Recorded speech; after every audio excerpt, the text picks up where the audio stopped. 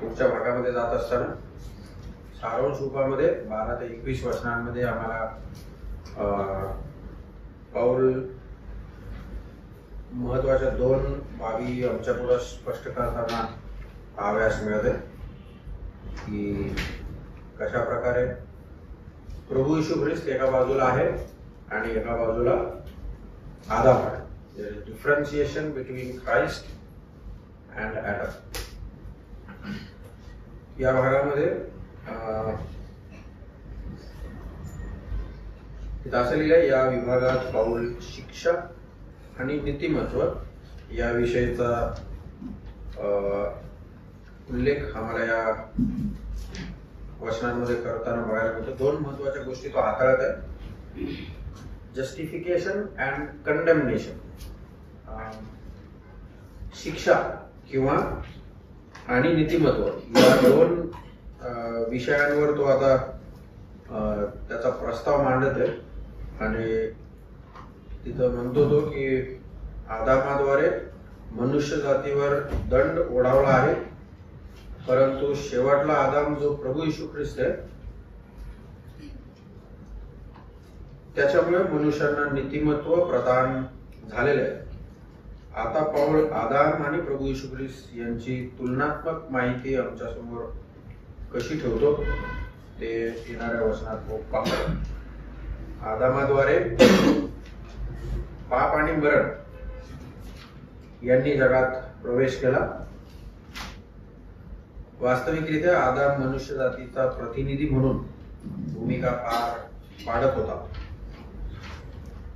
बघा, प्रभू येशू ख्रिस्त आणि आदामाचं जे विभागणी या ठिकाणी झालेली आहे, आम्हाला हे सत्य समजणं गरजेचं आहे की प्रभू येशू ख्रिस्त, एक वचन वाचू आपण, करिंथरास पहिलं पत्र 15वा अध्याय 45 आणि 47 वचन. त्याप्रमाणे असा शास्त्रलेख आहे की पहिला मनुष्य आदाम जिवंत प्राणी असा झाला, शेवटला आदाम जिवंत करणारा आत्मा असा झाला. तथापि जे आध्यात्मिक ते प्रथम नाही, प्राणमय ते प्रथम मग जे आध्यात्मिक ते पहिला मनुष्य भूमीतून म्हणजेच मातीचा आहे, दुसरा मनुष्य स्वर्गातून आहे. थँक्यू. बघा, जे 45 आणि 47 वचनांमध्ये आदाम आणि ख्रिस्त यांची तुलना आम्हाला पाहायला मिळते. 45 वचनात काय शब्द वापरले? 45 वचनात आदाम आणि ख्रिस्ताच्या संदर्भात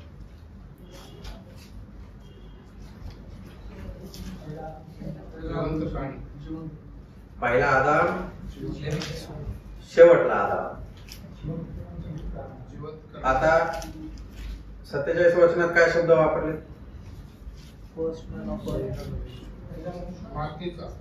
पहिला मनुष्य आणि दुसरा मनुष्य.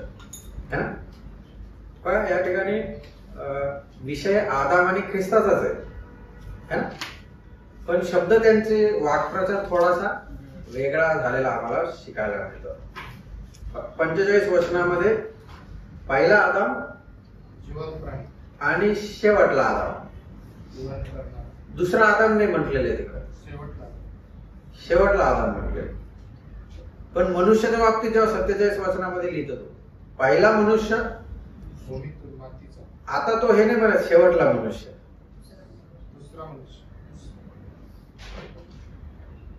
दुसरा मनुष्य है ना. अनेक वेळा काही जण बोलताना थोडस आदला बदल करतात, इकडची इकडे इकडची इकडं है ना. हे समजणं आम्हाला गरजेचं आहे. ज्यावेळेस आम्ही पहिला आदाम म्हणतो त्याला काही जण शेवटला आदाम म्हणायच्या ऐवजी दुसरा आदाम म्हणतात. ठीक आहे. तर येशू ख्रिस्त दुसरा आदाम नाहीये. येशू ख्रिस्त किती आदाम? शेवटला आदाम. आणि येशू ख्रिस्त शेवटला मनुष्य नाही, येशू ख्रिस्त दुसरा मनुष्य. परवाच्या दिवशी एका भावाने ह्याच्यावरती थोडस मनन केलं तर माझ्या मुलीला ते काय समजलं नाही. ती घरी आले, मला म्हणली आजची बायबल स्टडी मला अजिबात समजली नाही. आदाम पाहिला, शेवटला पाहिला, दुसरा ते काय काय मला गोंधळ. मग परवाच्या दिवशी आम्ही घरामध्ये बसलेला असताना या विषयावर थोडं अभ्यास करत होतो. येशू ख्रिस्ताला शेवटला आदम का म्हटलं असावं, काय वाटतं?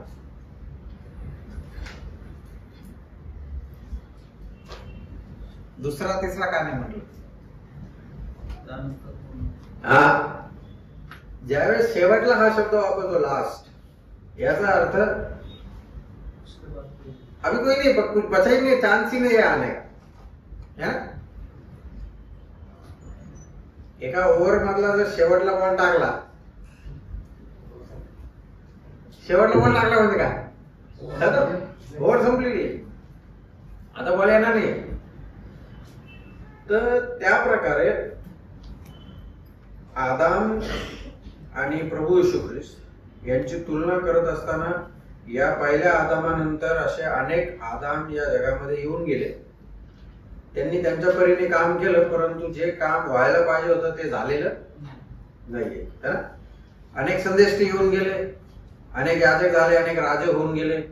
त्यांनी चांगलं काम केलं, परंतु जे काम देवाच्या इच्छेप्रमाणे व्हायला पाहिजे होतं ते कोणी करू शकलेलं नाही. म्हणून एक शेवटचा आदाम देवाने काय केला, आता पाठवला. त्याने मात्र जे काम देवाच्या मनामध्ये इच्छेप्रमाणे होतं अगदी हुबेहूब त्याप्रमाणे केलं, पूर्ण केलं. म्हणून आता पापा संदर्भामध्ये कुठला यज्ञ व्हावयाचा आता राहिलेला नाही. म्हणून येशू ख्रिस्ताच्या बाबतीत असं म्हटलंय, यज्ञ, त्याचा यज्ञ कंप्लीट झाल्यावरती तो पित्याच्या उजव्या हाताला जाऊन काय बसलाय. बसणं काय दर्शवतं,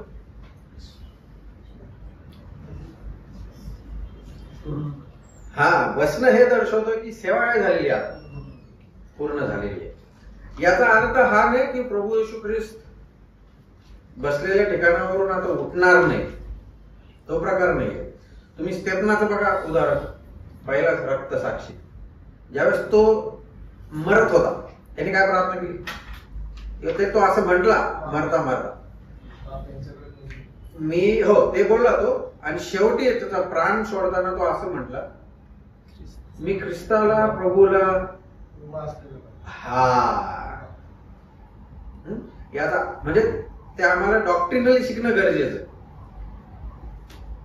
येशू ख्रिस्त बसलाय याचा अर्थ हा आहे, तारणाच्या कामासाठी आता तो पुन्हा उठणार नाही.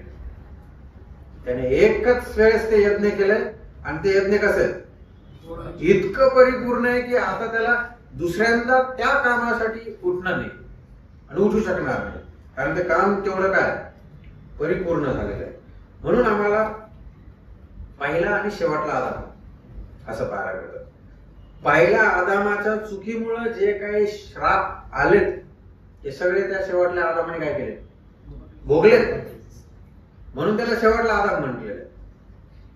परंतु ज्यावेळेस आम्ही 47 वचनात येतो तिथं मनुष्याचा उल्लेख केलेला आहे. पहिला मनुष्य आणि हा इथं शेवटला मनुष्य काय म्हणतो, शेवटला आदाम सारखं. त्याचं कारण हे की पहिला मनुष्याचा जो स्वभाव होता, the nature of the first man, है ना, ते पहिल्या माणसापासून बघा तुम्ही ते वाक्प्रचार बघा, ज्यावेळी देवाने मनुष्य निर्माण केला, कसा निर्माण केला, स्वतःच्या आपल्या प्रतिरूपाचा बनवला असं लिहिलं. म्हणजे देवा समान होता तो, देवाची प्रतिकृती होती.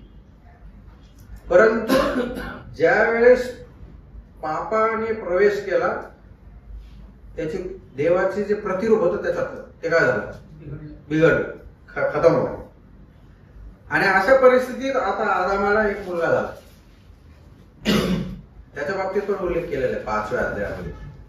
काय उल्लेख केलाय, हा, त्याला देवाच्या प्रतिरूपाचं नाही म्हटले, त्याला स्वतःच्या प्रतिरूपाचा एक पुत्र झाला असं आम्हाला वाचायला मिळतं. मग ते जे स्वतःचं प्रतिरूप आहे ते पापाने बिघडलेले, त्याचं प्रतिरूप ते पण बिघडलेलं, त्याचं प्रतिरूप ते पण बिघडलेले, त्याचं प्रतिरूप कालव्यापर्यंत व्हावं. सगळे प्रतिरूप काय झाले? सब बिघडले. तर first and second man speaks about the nature किंवा first man also speaks about the nature. आता हे नेचर तिथपासून इथपर्यंत बिघडलेलं आहे. परंतु मग आता देवाने दुसऱ्या स्वभावाचा मनुष्य पाठवला. समजलं? Another nature, second man is.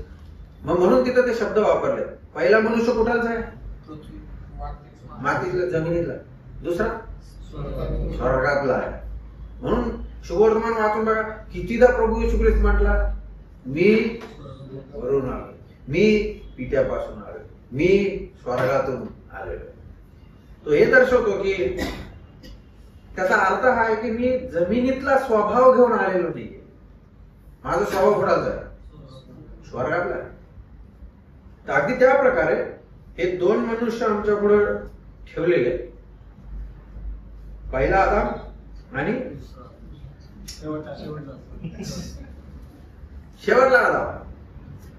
आता त्याच्यानंतर आदाम येणार नाही, परंतु मनुष्याचा ज्यावेळेस उल्लेख केलेला आहे तिथं असं लिहिलं, पहिला मनुष्य, दुसरा म्हणजे त्याचा स्वभावच वेगळा आहे. तो पाप विरहित आहे, इज डिफरंट. म्हणून हे दोन हेड्स आहेत. हेड समजतं ना? म्हणजे आम्ही जे तारणा अगोदर होतो ते आमचं मस्तकत्व आदामामध्ये होतं.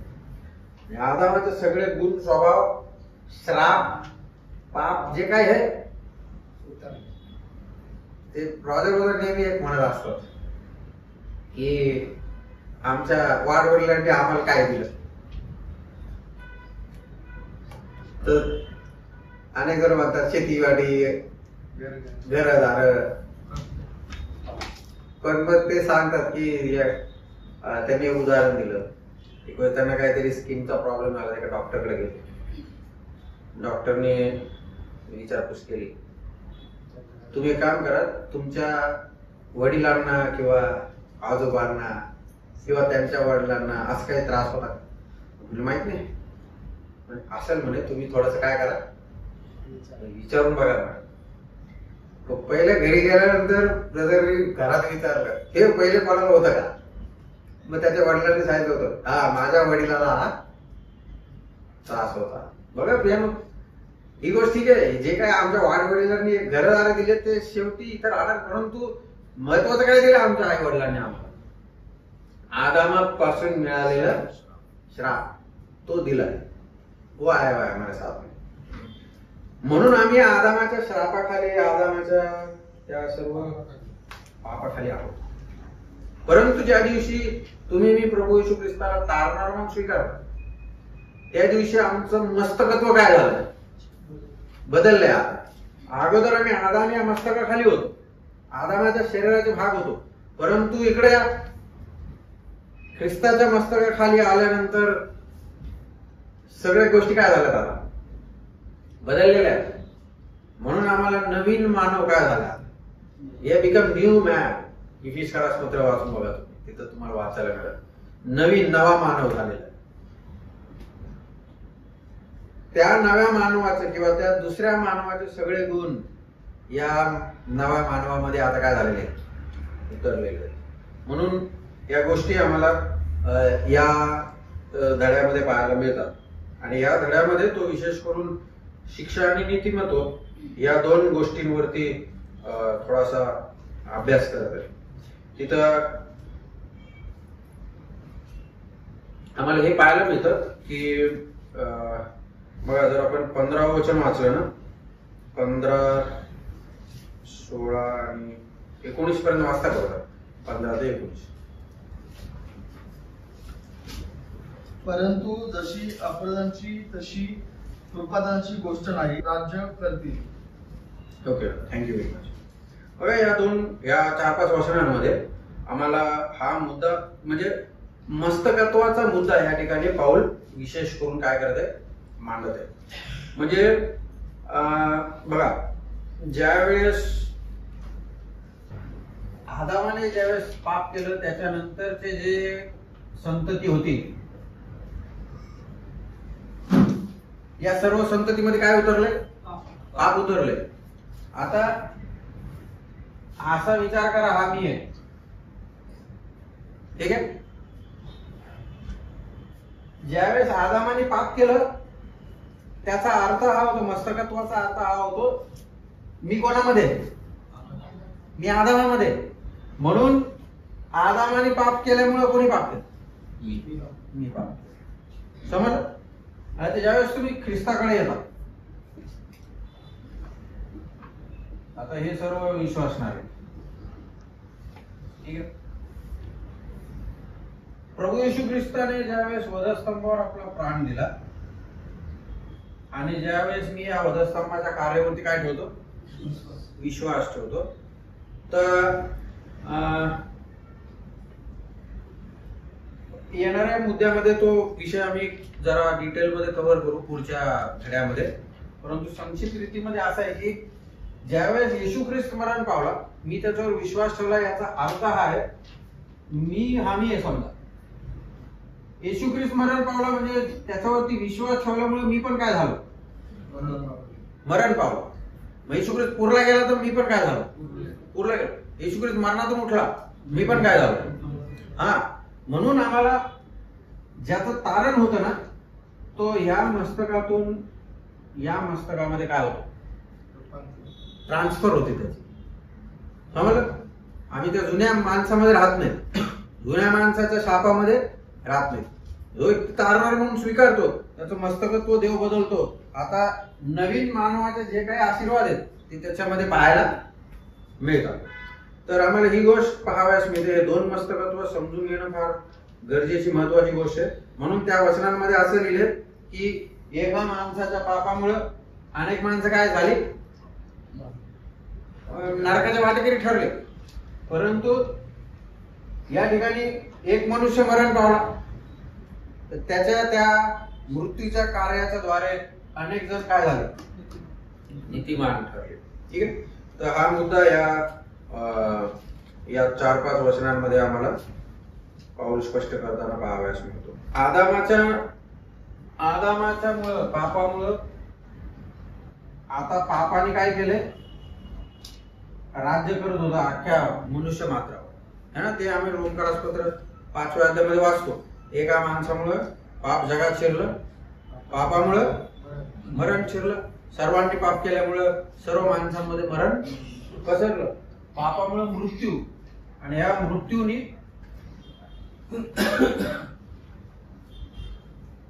राज्य करत आलेलं आहे. आजपर्यंत राज्य करत आहे मृत्यू, है ना.